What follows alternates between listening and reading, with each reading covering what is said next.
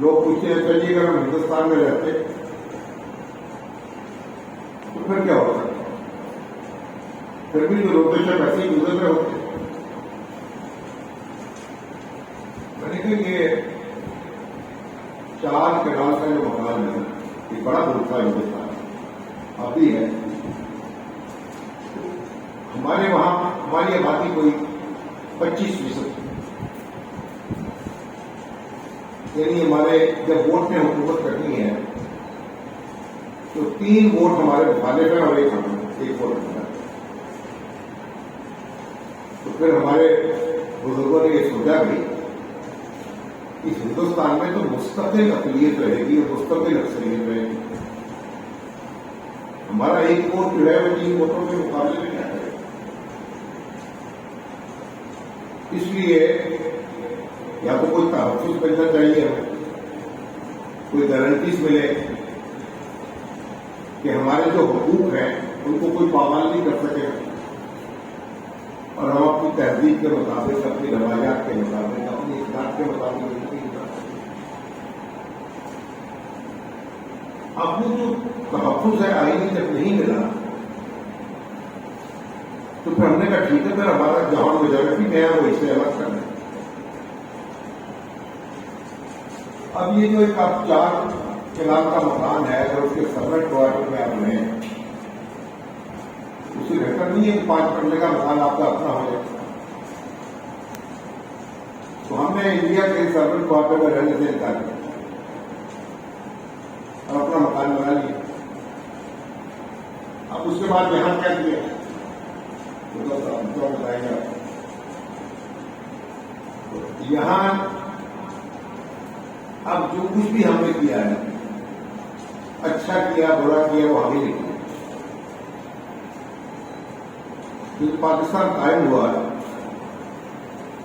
تو تقریباً میں اور پاکستان کٹھے ہی ساتھ پلے بڑے ہیں. تو آپ تصور نہیں کر سکتے کم و بیش آدھی آبادی ایسی تھی جس کے پاؤں میں جوتا نہیں. آج مجھے شاید ہی کوئی ایسا شخص ملے جس کے پاؤں میں جوتا نہیں. میرا خیال 100% آبادی ایسی ہے جس کے پاؤں میں. تو ہمارا بچپن پاسپورٹ میں گزرا وہاں ہمارے ارد گرد کے جو گاؤں تھے دیہات کے ان سے لوگ آتے تھے اور عورتیں بھی ہوتی تھیں، بچے بھی ہوتے تھے، جوان بھی ہوتے تھے. دودھ بیچنے کے لیے، گھی بیچنے کے لیے عورتیں آتی تھی بہت. تو جب وہ دیکھتے تھے کہ ان کے پاؤں میں اگر جوتے پہنے ہوئے ہیں تو دیکھتے تھے کہ سامنے کیچڑ ہے یا کوئی پانی براتت پھیلی ہوئی ہے یا پانی بکھرا ہوا ہے تو وہ جوتے اتار کے بغل میں ڈال دیتے کہ جوتے خراب نہ ہو جائیں. پاؤں کی خیر اس گندے پانی میں سے جوتے پہن کے نہیں. اور میں آپ کو بتا رہا ہوں کہ ہمارا پورا محلہ جو تھا اس میں کچھ 3 یا 4 گھر ایسے تھے جہاں باقاعدگی سے کھانا.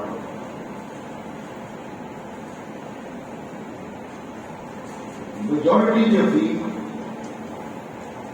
وہ یا گوشت سے روٹی کھاتی تھی یا اچار سے یا پیاز سے.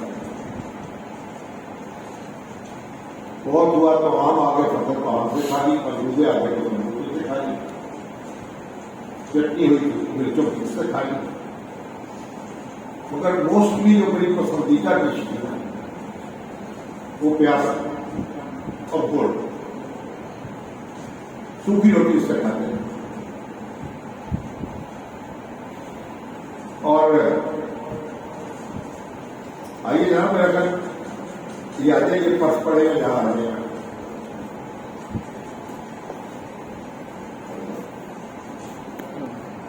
وہ جو ہے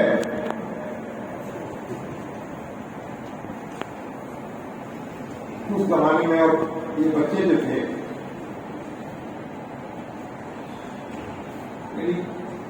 بہت بڑی آبادی ہوئی. ہمارے اپنے گھر میں بجلی نہیں ہے پانی پر اور 4-5 سال کے بعد بجلی آئی تو پنکھا نہیں تھا، اور پنکھا آیا تو پھر ایک کمرے میں پنکھا، اور ہم اسے پنکھے والا کمرہ کہتے ہیں۔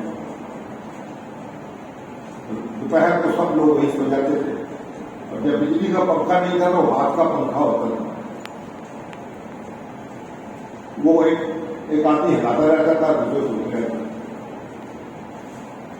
اور رات کو چھتوں پہ سوتے تھے۔ ایسا ملک میں کوئی 18-20 میگا واٹ کے قریب بجلی پیدا ہوتی ہے، اور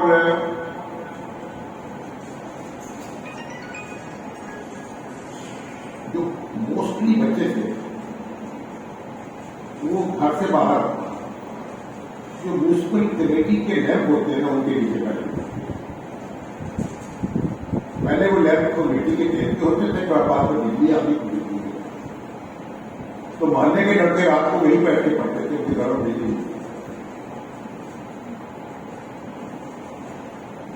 تو ایک دفعہ یہاں ہمارے یہاں لوگ بڑی شدید ہو رہی تھی، تو میں نے اپنے بیٹے سے پوچھا، میں نے کہا کوئی آپ نے اتنا کام کر لیا، اتنا کر لیا اسکول کا؟ ان کا پوری محسوس نہیں کر سکتا، میں کیوں؟ مجھے بجلی نہیں تھی، کیسے کرتے؟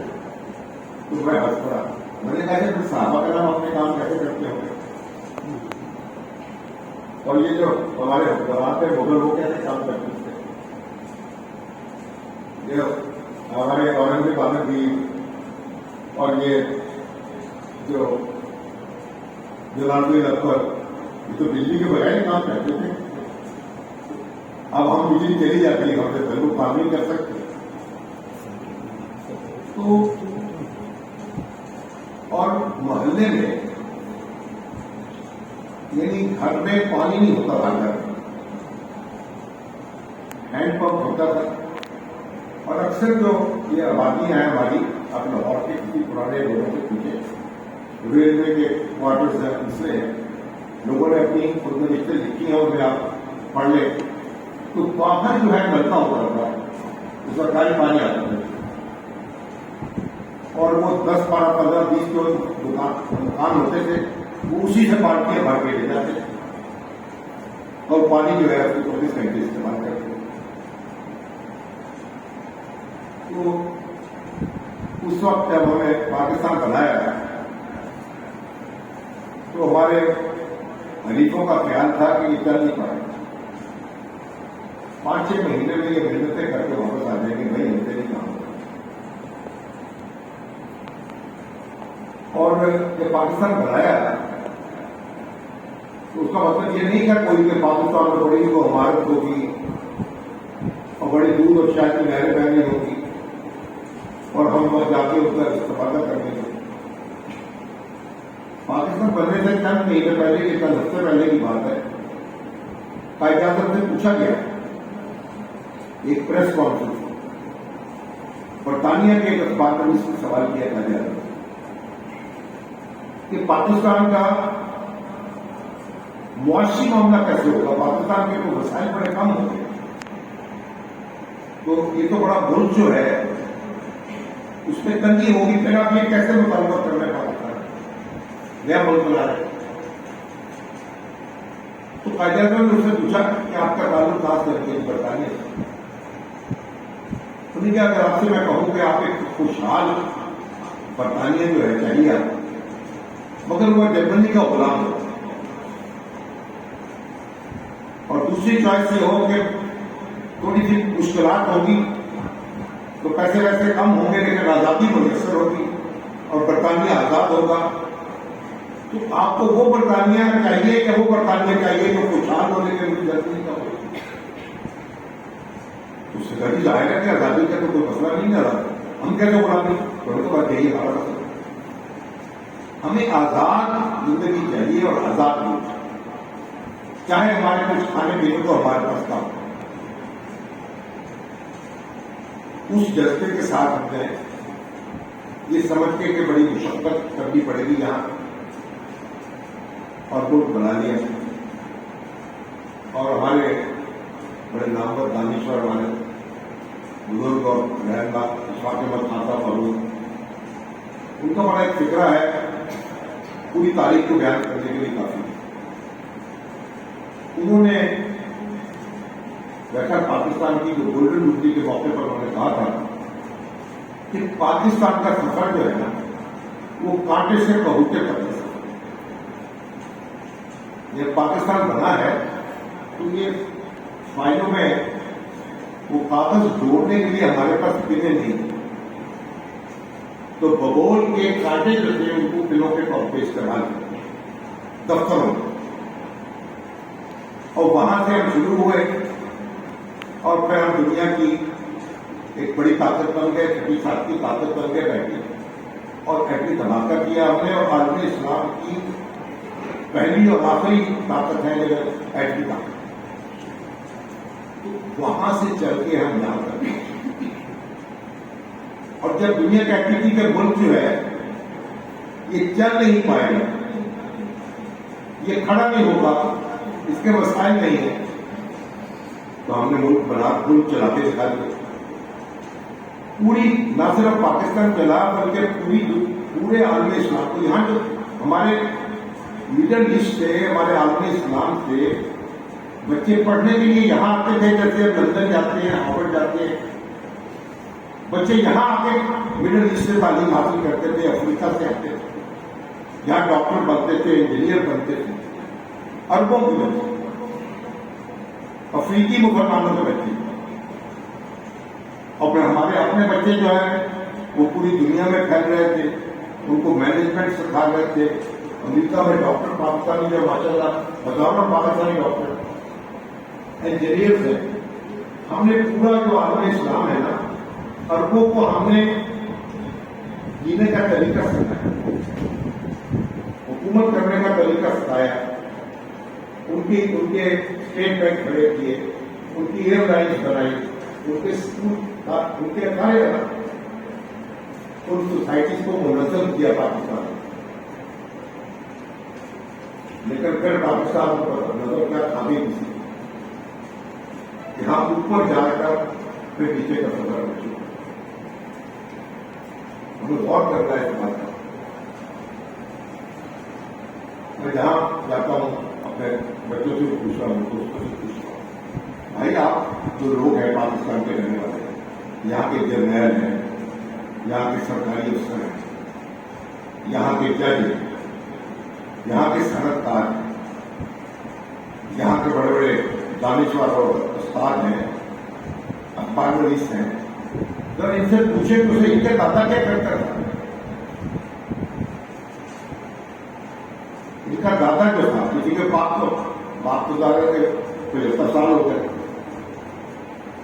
دادا پر دادا کیا کرتے تھے؟ 80-85% آپ کو معلوم ہوگا پانڈی تھے، محنت کش تھے، مزدور تھے. ہمارے دوست میرے بزرگ تھے میاں محمد شفیع نیمچی صاحب، وہ بہت بڑے اخبار نویس تھے، اللہ ان کی ذریعے رحمت کرے. وہ مجھے ایک دن کہنے لگے، جلندھر سے ان کا تعلق تھا، چھوٹی سی زمینداری کی وزارت کے والد صاحب وہ کاش کرتے تھے، اور بھیدو زمیندار کی زمین اور اسٹیٹ کے ساتھ وہاں بنیے تھے. تو کہنے لگے وہ میں نے نئے کپڑے پہنے ہوئے، عید پہ بنائے ہوں گے تو بنائے. تو میرا والد جو ہے اچانک اس نے مٹی اٹھائی اور میرے کپڑوں پہ بھرنی شروع کر. اور میں نے کہا ابا کیا کر رہا ہے؟ ابا کیا کر رہا ہے؟ میرے کپڑے کو خراب کر رہا ہے. اس نے کہا وہ آ رہے ہیں، بہت زمیندار آ رہا ہے، وہ نہ دیکھ لے کہ انہوں نے نئے کپڑے پہنے ہوئے، ناراض ہو جائے گا. ان کی ضرورت کیسے ہوئی؟ اس لیے مٹی بننی شروع کر دی. تو پاکستان جو ہے آج پاکستان کے جتنے امیر لوگ ہیں 80-85% غریبوں کی اولاد ہے. پاکستان کو امیروں نے برباد نہیں کیا جتنا غریبوں نے برباد کیا. وہ جو غریب تھے انہوں نے اپنی غربت میں فخر کرنا چھوڑ دیا، وہ امیر بننے کے شوق میں مبتلا اور دونوں ہاتھوں سے لوٹا انہوں نے۔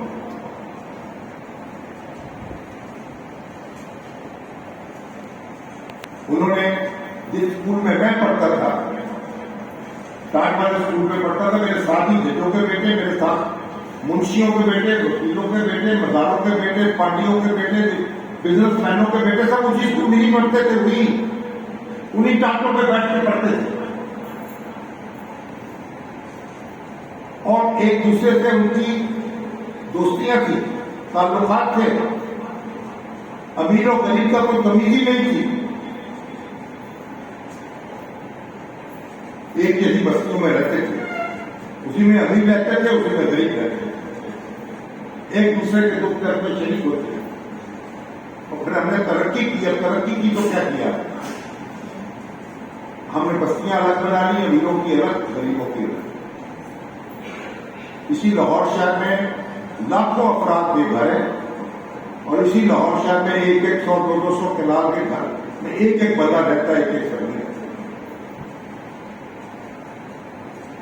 اور اسکول جو ہے گورنمنٹ اسکول دیکھے ان کا حال ہے، گورنر پنجاب سرکار کی اور منسٹر ان کے بیٹا جو ان کا بیٹا سینٹرل گورنمنٹ اسکول میں پڑھتا تھا، سائیکل پہ اسکول جاتا تھا،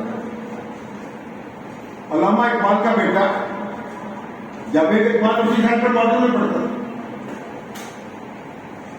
تو پھر یہ ہوا، اب ہمارے اسکول بھی امیروں کے الگ ہو گئے، غریبوں کے الگ، حکومت نے اپنا ہاتھ کھینچنا شروع کر دیا، اس کے وسائل کم ہوتے گئے، للے دلے بڑھتے گئے، قرض لینے کی لت پڑ گئی، اور ہم نے اپنے ہاتھ سے اپنا مستقبل جو ہے اس میں قالب کی دی۔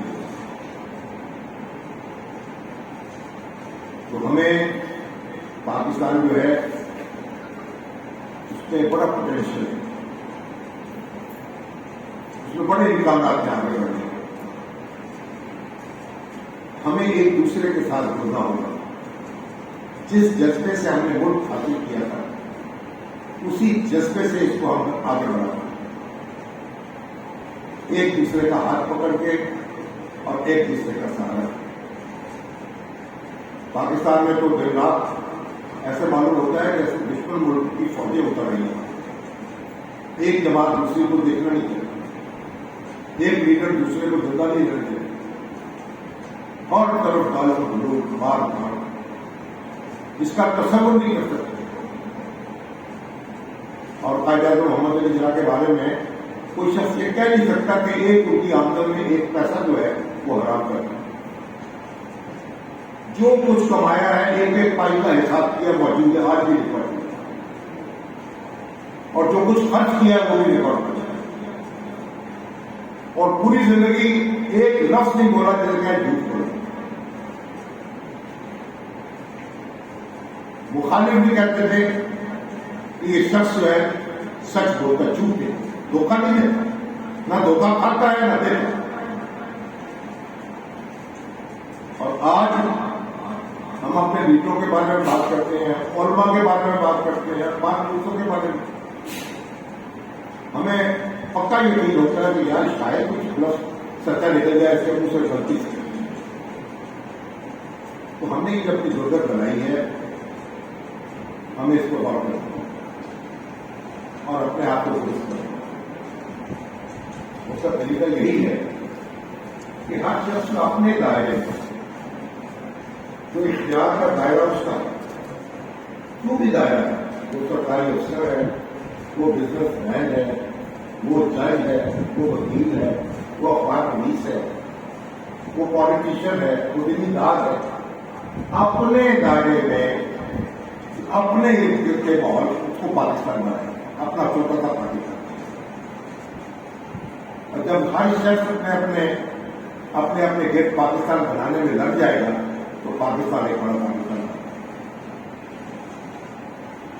اور کوئی طریقہ نہیں۔ ہمیں دوسروں میں کیڑے ڈالنے اور کیڑے نکالنے کی بجائے اپنی طرف توجہ کرنی ہے، اور پاکستان آپ سے یہی بتانا ہے، اسے آپ کے قانون بھی آپ کو اپنا